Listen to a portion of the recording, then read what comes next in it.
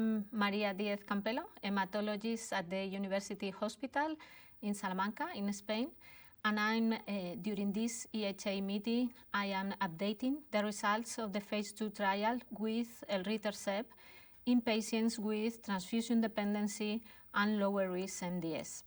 This is a novel molecule, elritercept, targeting the TGF-beta pathway, and it's different for the previous ones, luspatercept, because it's a ligand trap that is a fusion protein targeting the receptor 2A of this pathway.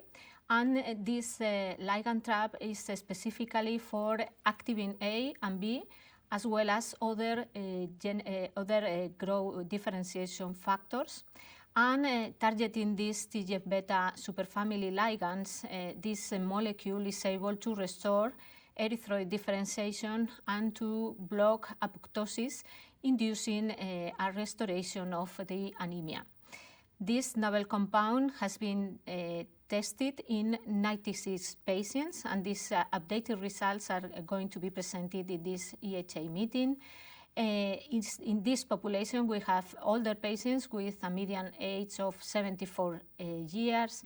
1/3 of them are non-ring sideroblast phenotype, so this is a difficult to treat population because also the majority of the patients were in the high transfusion burden situations. Up to 60% of them were in this category.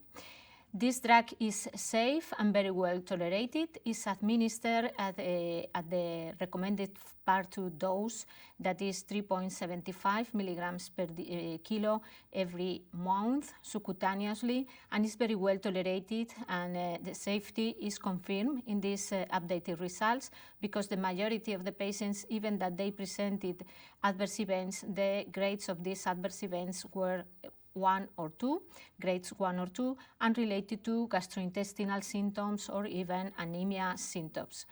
And only a minority of the patients develop grade 3 events or serious adverse events, generally not related to the drug.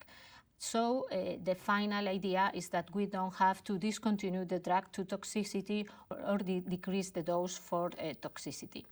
Regarding efficacy, the primary endpoint for efficacy is transfusion independency, reached at least for more than 8 weeks, and overall the general population reached this transfusion independency in the first 24 weeks for 38% of the patients.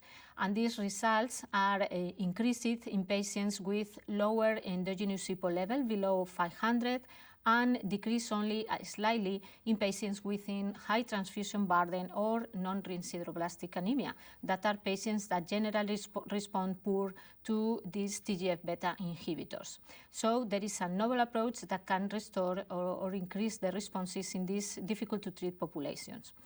The overall response rate is around 56%, an increase in patients with low endogenous EPO level below 500, and only decrease a little bit in the high transfusion burden or ring sideroblast negative patients.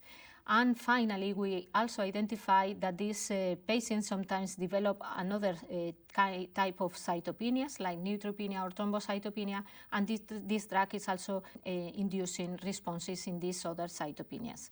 So the idea with these updated studies is that the drug is very well tolerated in this context and induce durable and very rapid responses, because transfusion independence is reached very quickly after the first cycle, and the median duration of the response is prolonged, around 2 years in this patient population, sometimes difficult to treat, and the results did not decrease even if the patient is in the high transfusion burden setting, or even if it is not presenting a ring sideroblast positive phenotype. So this is a novel approach that needs to move forward to the phase 3 clinical trials that are currently ongoing.